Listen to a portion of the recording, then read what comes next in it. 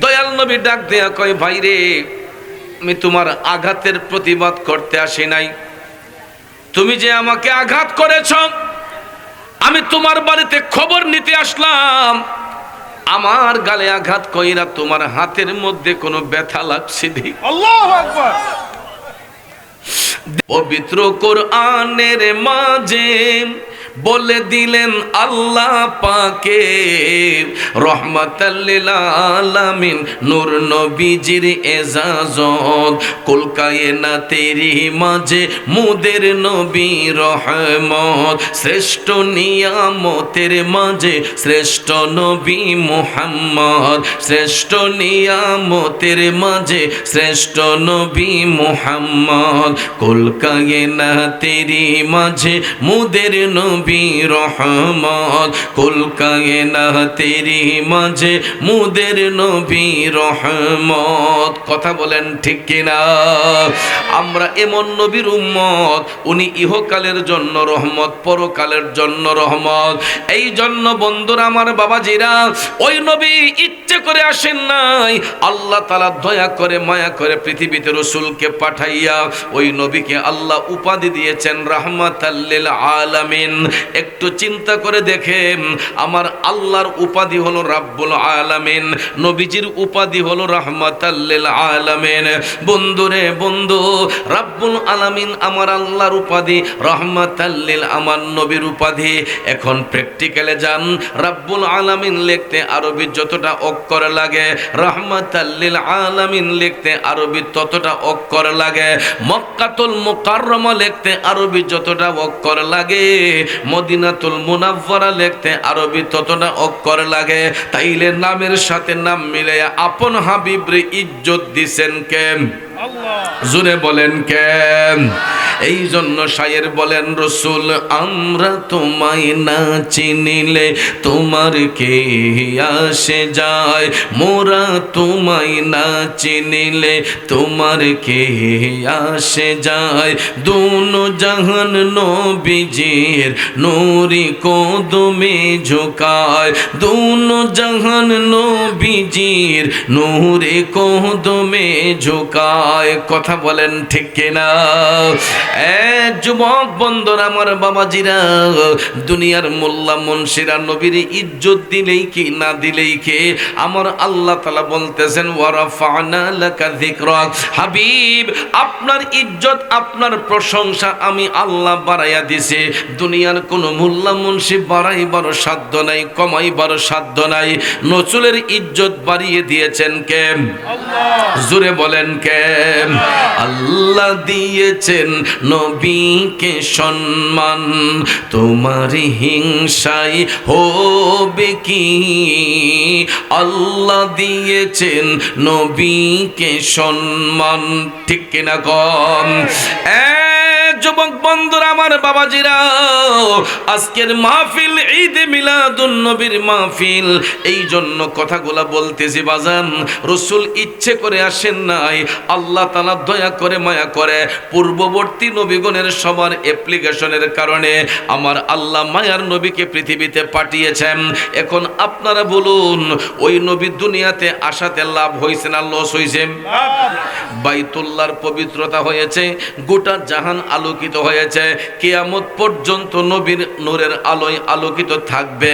এখন প্রশ্ন হলো, ওই রাসূলকে মারামারি করার জন্য আসছেন, কাটাকাটি করার জন্য আসছেন, হিংসা নিন্দা করার জন্য আসছেন? রে জল্লা গ্রামের বাবাজিরা, আমরা এমন একজন নবীর উম্মত, ওই নবী মারামারি করতে আসেন নাই, কাটাকাটি করতে আসেন নাই, ফিতনা ফাসাদ ছড়াইতে আসেন নাই, বরঞ্চ সমস্ত ফিতনার অবসান ঘটাইবার জন্য, সমস্ত অপশক্তিকে রুখে দেওয়ার জন্য, রাহমাতাল লিল আলামিন মায়ার নবী, দয়ার নবী, সত্য প্রচারের জন্য মহান আল্লাহর পক্ষ থেকে পৃথিবীতে শুভাগমন করেছেন। কথা বলেন ঠিক কিনা? এই জন্য কবি বলেছেন সত্যের দাওয়াতে দিলেন নবীজি, আমরা সত্যের দাওয়াতে দিলে আল্লাহ পাক রাজি। সত্যের দাওয়াতে দিলেন নবীজি, আমরা সত্যের দাওয়াতে দিলে আল্লাহ পাক রাজি। আল্লাহকে রাজি করে সঠিক প্রেমিক হও, নবী তুমি আমার হয়ে যাও, নবী তুমি আমার হয়ে যাও। আমি তোমার তুমি আমার, আমি তোমার তুমি আমার, একবার কথা দাও, নবী তুমি আমার হয়ে যাও, নবী তুমি আমার হয়ে যাও। একটা জবানও বন্ধ রাখবেন না, চিৎকার মেরে বলুন আল্লাহু আকবার। নবীর প্রেমিকেরা, মদিনার কামলিওয়ালা নবী এই পৃথিবীতে আইসা অস্ত্র হাতে নিয়ে, বোমা হাতে নিয়ে আমার রসুল সত্যে প্রচার করেন নাই।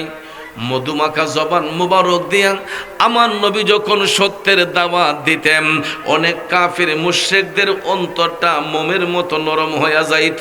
ঠিক কিনা কম? কিন্তু আবু জেহেল, আবু লাহাব এদের কাছে যতই মিষ্টি কণ্ঠে বলা হোক না কেন, এরা কখনো হেদায়েত প্রাপ্ত হবে না। কারণ আল্লাহ তাআলা তাদের অন্তরের মধ্যে মোহর মেরে দিয়েছেন, শিল মেরে দিয়েছেন। কথা কোন ঠিক কিনা? কিন্তু ভাইয়েরা আমার, এমন কিছু বেদিন আছে যারা আমার নবীর জবান মুবারকের বাণী শুই না মোমের মতো এরা গলে গেছে। নবীর নুরানি আদর্শ দেখে মোমের মতো এরা গলে গেছে। এর একটা বাস্তবতা হলো মিশকাত শরীফের মধ্যে বর্ণনা এসেছে, আমার রাসূল ইসলামের প্রথম যুগে যখন খলিফাতুল মুসলিমিন হযরতে ওমর ইবনুল খাত্তাব রাদিয়াল্লাহু তাআলা আনহু যখন ইসলামের সুশীতল ছায়ায় আসলেন, তখন হযরত ওমর বলেছিলেন, নবী গো, ইয়া রাসূলুল্লাহ, আমার এই তরবারি সব সময় ইসলামের বিপক্ষে ছিল, কিন্তু নবী গো, আমি যখন আপনার নুরানি কদম মোবারকে কুরবান হয়ে গেলাম, এখন থেকে আমার এই তরবারি ইসলামের পক্ষে কাজ করবে, সত্যের পক্ষে কাজ করবে। আল্লাহু আকবার। এই বলেন আমার মদিনার কামলিওয়ালা নবী হযরতে ওমর ইবনুল খাত্তাব রাদিয়াল্লাহু তাআলা আনহুর এই কথাটাকে রাসূল কবুল করেছেন, পছন্দ করেছেন। এর ধারাবাহিকতায় মদিনার কামলিওয়ালা নবী হযরতে ওমর রাদিয়াল্লাহু তাআলা আনহুকে সফর সঙ্গী বানাইয়া আমার নবী যখন কালেমার দাওয়াত দিতে যাইয়া বাজান, আরব দেশে একটা গোত্র আছে, ওই গোত্রের নাম বনু কুরাইজা। নাম কি? বনু কুরাইজা গোত্রের সমস্ত ছিল ইহুদি, এখানে কোনো মুসলমান ছিল না। আমার মদিনার কামলিওয়ালা নবী, মায়ার নবী, দয়ার নবী ওই রাস্তা দিয়ে যখন হেঁটে যাচ্ছেন, হঠাৎ করে মদিনার কামলিওয়ালা নবী একটা ইহুদিকে ডাক দিলেন, একটু এদিকে আসো। ডাক দেওয়ার পরে ইহুদি আসলো। আমার রাসূল মুস্কি হেসে বলতেছেন, ভাই তুমি কালেমা পড়ো, লা ইলাহা ইল্লাল্লাহু মুহাম্মাদুর রাসূলুল্লাহ। আমার রাসূল দাওয়াত দিয়েছেন, কোনো অসুবিধা আছে? রাসূল দাওয়াত করলেন কালেমা পাঠ করার জন্য। ইহুদি কোনো কথা নাই, বার্তা নাই আমার নবীর প্রতিবাদটা করার জন্য। ওই ইহুদি কালেমা পড়বে দূরের কথা, বরঞ্চ তার হাত উঠাইয়া আমার নবীর গাল মুবারকের মধ্যে ঠাস করে একটা চর মেরে দিছে। জোরে কন্যা নাউজুবিল্লাহ, আরো জোরে কন্যা নাউজুবিল্লাহ। ইহুদির বাচ্চা যখন রাসূলের শরীর মুবারকে হাত উঠাইল, সঙ্গে সঙ্গে হযরত ওমর কোমর থেকে টান দিয়ে তরবারিটা বের করে বললেন, নবী গো, ইয়া রাসূলুল্লাহ, আমারে শুধু একটা বার আদেশ করেন নবী গো, এই ইহুদির বাচ্চার কেল্লাটা আমি আলাদা করে দিতে চাই। কারণ যেই নবীর শরীর মুবারকে মশা মাছি পর্যন্ত বসে না, যেই নবীর শরীর মুবারকে মশা মাছি বসাও আল্লাহ হারাম করে দিয়েছেন, এই নবীর নুরানি শরীর মুবারকের মধ্যে ইহুদির বাচ্চা আঘাত করেছে। আমি দুনিয়াতে থাইকা লাভ কি ইয়া রাসূলুল্লাহ, আপনি শুধু আমারে একটা বার অনুমতি দেন, আমি ওই ইহুদির বাচ্চার কেল্লাটা একটু আলাদা করে দেই। আমার রাসূল সঙ্গে সঙ্গে হযরতে উমরের তরবারির মধ্যে ধইরা রাসূল বললেন, উমর তুমি কি কোরআনের এই আয়াত শোনো নাই? ইন্নাল্লাহা মা'আস সাবিরিন।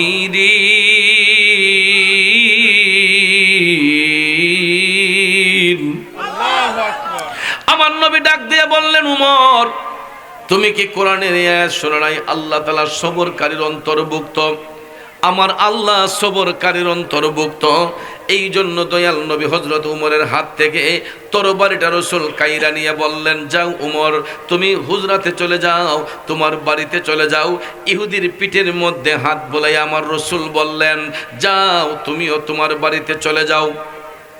দুইজনকে রাসূল মীমাংসা করে বললেন, দুইজন দুই রাস্তায় যাও। অথচ আঘাত খাইছেন আমার রাসূল নিজে, ঠিক না ঠিক? নবীজির শরীর মোবারকে আঘাত লেগেছে, এরপরও রাসূল দুইজনকে ধৈর্যের শিক্ষা দিয়ে দুই বাড়িতে পাঠিয়ে দিলেন। ইহুদিকে বললেন, ভাই তুমি চলে যাও। উমরকে বললেন, উমর যাও তুমি হুজরাতে যাও। কারণ হযরতে উমরকে এই জন্য রাসূল যেতে বললেন, তিনি এমন রাগী সাহাবী ছিলেন যার পায়ের শব্দ শুনলে শয়তান পর্যন্ত ভয় পাইতো। শয়তান পর্যন্ত ভয় পাইতো। হযরত উমর রাদিয়াল্লাহু তাআলা আনহু যেই রাস্তা দিয়ে হেঁটে যাইতেন, বাজানো আমার মদিনার কামলিওয়ালা নবী এই পরিস্থিতি দেখা দুইজনকে দুই দিকে পাঠাইয়া এবার রাসূল হুজরা শরীফে যান নাই। আমার মদিনার কামলিওয়ালা নবী হাইটা হাইটা চলে গেলেন ওই ইহুদির বাড়ির মধ্যে। সুবহানাল্লাহ। কোন ইহুদি? যেই ইহুদি আমার রাসূলের শরীর মুবারকে আঘাত করেছে, আমার নবীর গাল মুবারকে চর দিয়েছিল। আমার রাসূল আবার ওই ইহুদির বাড়িতে যাইয়া তার ডাক দিলেন, কেউ ভাই আপনি ঘরে আসেননি? ইহুদি মনে করছে আমার নবী মনে হয় প্রতিবাদ করার জন্য মনে হয় গেছেন। নাউজুবিল্লাহ কোন? সে মনে করছে রাসূল মনে হয় প্রতিবাদ করার জন্য তার বাড়িতে গেছেন। ইহুদি হাতের মাঝে তরবারি নিছে, নিয়ে ঘর থেকে বেরিয়েছে। আমার রাসূল তার এই বাচন ভঙ্গি দেখা নবীজি মুস্কি মুস্কি হাসতেছেন। এমন দয়ালো নবী আমরা কোথায় গেলে পাবো রে, এমন নূরের নবী আমরা কোথায় গেলে পাবো রে। খারাপ লাগতেছে বাবাজিরাম। আমার রাসূল হাইটা হাইটা ওই ইহুদির বাড়ির মধ্যে যাইয়া তারে ডাক দিয়ে বের করলেন। বের করার পরে দেখা যায় ইহুদি হাতের মধ্যে তরবারি নিয়ে দাঁড়ায় আছে। হযরতে মায়ার নবী দয়ার নবীর সাথে বেয়াদবি করার জন্য আমার রাসূল মুস্কি মুস্কি হাইসা বললেন, ভাই বুঝতে পেরেছি তোমার রাগটা এখনো কমে নাই। আল্লাহু আকবার। রাসূল বলেছেন, আমি বুঝতে পেরেছি তোমার ক্ষোভটা তোমার রাগটা এখনো কমে নাই। দয়াল নবী ডাক দেয়া কয়, ভাই রে আমি তোমার আঘাতের প্রতিবাদ করতে আসি নাই, তুমি যে আমাকে আঘাত করেছ আমি তোমার বাড়িতে খবর নিতে আসলাম। আমার গালে আঘাত কইরা তোমার হাতের মধ্যে কোনো ব্যথা লাগছে নি? আল্লাহু আকবার। দেখো বন্ধু দেখো আমরা কেমন নবীর উম্মত। যেই নবীর গালের মধ্যে ইহুদি আঘাত করলো, ব্যথা পাওয়ার কথা আমার নবী নিজে, কিন্তু দয়াল নবী আবার পুনরায় ইহুদির বাড়িতে যাইয়া বললেন, ভাই তুমি যে আমারে আঘাত করেছো, আমার শরীরে আঘাত করে, আমার গালে আঘাত করে, তোমার হাতের মধ্যে কোনো ব্যথা লাগছে নি? এই কথাটা শোনার সঙ্গে সঙ্গে ইহুদির হাতের মধ্যে যেই তরবারিটা ছিল, এই তরবারিটা সঙ্গে সঙ্গে হাত থেকে পড়ে গেছে অটোমেটিক। আরো জোরে কোন? অটোমেটিক হাত থেকে তরবারিটা পড়ে গেল। সঙ্গে সঙ্গে ওই ইহুদি অনুতপ্ত হইয়া সে মাটির মধ্যে গড়াইয়া গড়াইয়া কান্না করতেছে, হারি কি করলাম কি করলাম, কার গায়ে আঘাত করলাম। মাটিতে গড়াইয়া যখন কান্না শুরু করলো, তার কান্নার শব্দ শুই না বনু কুরাইজা গোত্রের যত ইহুদি ছিল সমস্ত ইহুদিরা দৌড়ে বের হয়েছে। মুহাম্মদ তোকে কি বলছে? নাউজুবিল্লাহ। সঙ্গে সঙ্গে ওই ইহুদি ডাক দিয়ে কই, খবরদার, ওই নামটা তোমরা আর বিয়াদবি করে নিবা না, ওই নামটা তোমরা আর বিয়াদবি করে নিবা না, কারণ আমরা এতদিন না যাই না না শুই না, এই লোকটাকে আমরা কষ্ট দিয়েছি, এই মহান নবীকে আমরা কষ্ট দিয়েছি। কয় কেন, কি হয়েছে? কয় দেখো, আমি আঘাত করেছি উনাকে, ব্যথা পাওয়ার কথা উনি নিজে, কিন্তু উনি উল্টা আমার বাড়িতে খবর নিতে আসছে, ওনারে আঘাত কইরা আমার হাতের মধ্যে ব্যথা পাইছি নে। এই সংবাদটা শোনার সঙ্গে সঙ্গে বনু কুরাইজা গোত্রের সমস্ত ইহুদিদের মনটা নরম হয়ে গেছে, মোমের মতো নরম হয়ে গেছে। ওই ইহুদিরা আমার নবীজির কদম মুবারকে পয়রা ডাক দেয়া কয়, নবী গো, ইয়া রাসূলুল্লাহ, মায়ার নবী গো, আমরা ভুল করেছি, আমাদেরকে ক্ষমা করে দেন। ইয়া রাসূলুল্লাহ, আমরা ওয়াদা করতেছি আর জীবনে কোনোদিন অন্যায় করব না, জীবনে কোনোদিন আপনার শরীর মুবারক আঘাত করব না। ইয়া রাসূলুল্লাহ, নবী গো, আপনারা সবাই এই মুহূর্তে আপনি কালেমা পড়াইয়া মুসলমান বানাইয়া দেন। জুরে কি সুবহানাল্লাহ বলবেন না? সমস্ত ইহুদিরা কালেমা পড়ে মুসলমান হয়ে গেল। সুবহানাল্লাহ বলবেন না? অথচ দেখেন, রসুল যদি বলতেন, উমর তুমি তারা সাইজ করে লে, হযরতে উমরের যেই রাগ ছিল, যেই তরবারের শক্তি ছিল, তিনি ইচ্ছে করলে মুহূর্তের মধ্যে ওই ইহুদিরে কতল কইরা দিতে পারতেন কিনা? কথাগণ পারতেন কিনা? কিন্তু আমার রসুল ধৈর্যের শিক্ষা দিলেন যে উম্মত তুমি ধৈর্য ধরো, কারণ ক্ষমাই হচ্ছে মমতার লক্ষণ। ঠিক না ঠিক? যেই ব্যক্তি ক্ষমা করতে জানে, আল্লাহ রাব্বুল আলামিন তাকে ভালোবাসতে জানে। কথাগণ ঠিক না ঠিক? যে মানুষকে ক্ষমা করতে জানে, আল্লাহ তাকে ভালোবাসতে জানে। কথাগণ ঠিক না ঠিক?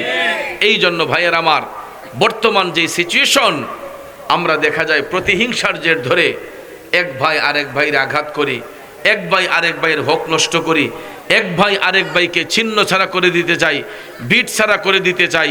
আছে কিনা এরকম প্রতিহিংসা? এটা ইসলাম সাপোর্ট করে না। ইসলামের কোনো মানুষ এই সমস্ত বর্বরচিত কাজ করতে পারে না। কথা কোন ঠিক না ঠিক? এই জন্য বন্ধুরা আমার, বাবাজিরা, কবি বলেছেন, মন ভাঙ্গে না মসজিদই ভাঙ্গে, ভাঙ্গে আমার আল্লাহর ঘর, ভাঙ্গে আমার আল্লাহর ঘর, মন মন্দিরে আল্লাহর বাড়ি, ব্যথা দিস না তার ভিতর। কথা কোন ঠিক কিনা? এই জন্য ভাইয়ের আমার, মানুষের দিলের মধ্যে আঘাত দিতে নাই। মানুষের দিলের মধ্যে আঘাত করা আল্লাহর কাবা ঘরে আঘাত করার শামিল।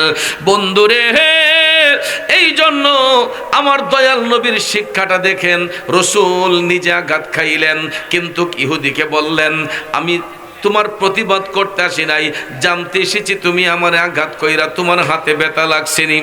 এই কথাটা শোনার পরে ইহুদি মনে করছে যে তার বুকের মধ্যে মনের মন পাথর গিয়া তার বুকের মধ্যে চাপ দিছে, এবং খুব কঠিন একটা সেল গিয়া তার কলিজার মধ্যে ঢুকছে। কারণ শুধু তরবারি দিয়ে আঘাত করলে আঘাত নয়, কথার আঘাতটাও কিন্তু সবচেয়ে বড় আঘাত। কথা কোন ঠিক না ঠিক? তরবারি দিয়ে বাড়ি দিলেই শুধু আঘাত নয়, কথার আঘাতটাও কিন্তু অনেক বড় ধরনের আঘাত হয়। কথা কোন ঠিক না ঠিক? আর আমার রসুল মধুমাখা জবান মোবারকে এমন একটা কথা বলছেন, যেই কথাটা শুনে ওই ইহুদি সহ তার গোত্রের যত ইহুদি ছিল সবার মনটা নরম হয়ে গেছে, সবাই কালেমা পয়রা মুসলমান হয়ে গেছে। এটা কি বলা হয়? ইসলাম। এটারই বলা হয় সত্য প্রচার। জোরে কোন সুবহানাল্লাহ।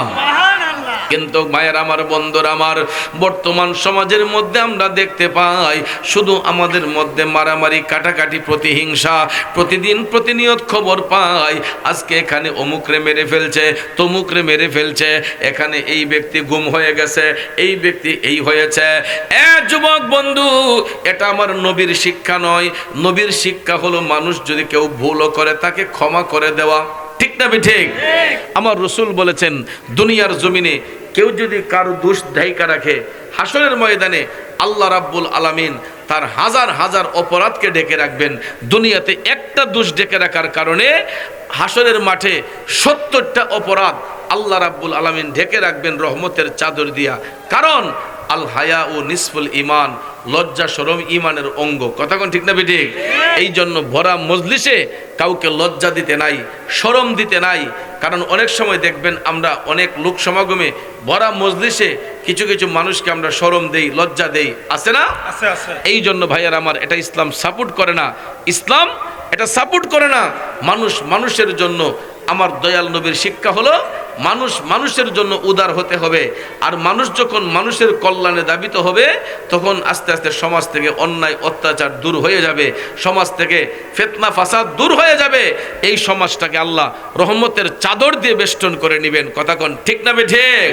এই জন্য ভাইয়ের আমার, বর্তমানে দেখতে পাই সব কিছু নিয়ে এখন মারামারি হয়। আমার নবীর তাজিম নিয়ে পর্যন্ত এখন মারামারি শুরু হয়েছে। কথা কোন আছে না? নবীর তাজিমকে নিয়ে পর্যন্ত এখন ছলচাতুরি খেলা হচ্ছে। একজনে কয় এমনে, একজনে কয় হেমনে, একজনে কয় এমনে হইতো না, আরেকজনে হেমনে হইতো না। এরকম ভাবে দেখবেন মতের ভিন্নতার কারণে আমরা ইসলামের অনেকটি অনুশাসন আমাদের অন্তর থেকে মুছে ফেলতেছি। কথা কোন ঠিক না ঠিক? কেউ জিকির নিয়ে তামাশা করে, কেউ দুরূদ শরীফ নিয়ে তামাশা করে, কেউ নবীজির শান ও আজমত নিয়ে এনকার করে, আবার কেউ আছে নবীর গোলামিতেও মাশগুল হয়ে যায়। নবী